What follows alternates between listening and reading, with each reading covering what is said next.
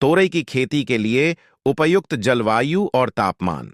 तोरई की खेती के लिए गर्म और आर्द्र जलवायु उपयुक्त होती है। साथ ही इसकी खेती के लिए 25 से 32 डिग्री सेल्सियस तापमान उचित माना जाता है। तोरई की खेती के लिए उपयुक्त भूमि की तैयारी। खेत को तैयार करने के लिए सबसे पहले मिट्टी पलटने वाले हलों से गहरी जुताई कर लें। खेतों को कुछ दिनों के लिए खाली छोड़ दें ताकि उसको अच्छे से धूप लग सके। इसके बाद खेत में 15 से 20 टन गोबर की पुरानी खाद प्रति हेक्टेयर के हिसाब से डालकर खेत की हल्की जुताई करें। ऐसा करने से मृदा में खाद अच्छी तरह से मिल जाता है। इसके बाद खेत में रोटावेटर लगाकर मृदा को भुरभुरा कर लें। इसके बाद आखिरी जुताई के समय मिट्टी में एनपीके की 30 किलोग्राम मात्रा को छिड़काव विधि से खेत में डालें। इसके बाद पाटा लगाकर मृदा को समतल कर दें। तोरई की खेती के लिए उपयुक्त बुवाई का समय। जैसा कि यह गर्म और बरसात दोनों मौसम की फसल है, इसलिए इसकी की बुवाई का समय अलग अलग होता है।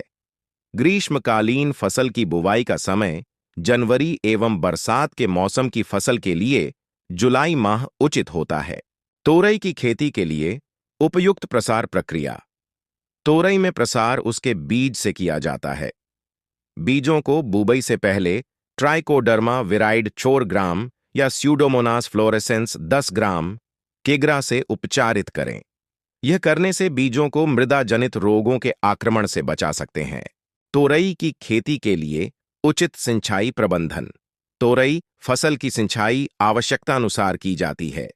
यदि इसके बीजों की रोपाई जुलाई के महीने में की गई है, तो इसमें पहली सिंचाई बीज रोपाई के तुरंत बाद करनी चाहिए और अगली सिंचाई 3 से 4 दिन के अंतराल में हल्की हल्की करें, जिससे कि खेत में नमी बनी रहे और बीजों का अंकुरण ठीक से हो सके। यदि बरसात समय पर हो रही है, तो फसल में नमी के अनुसार सिंचाई करें। पानी का ठहराव न होने दें।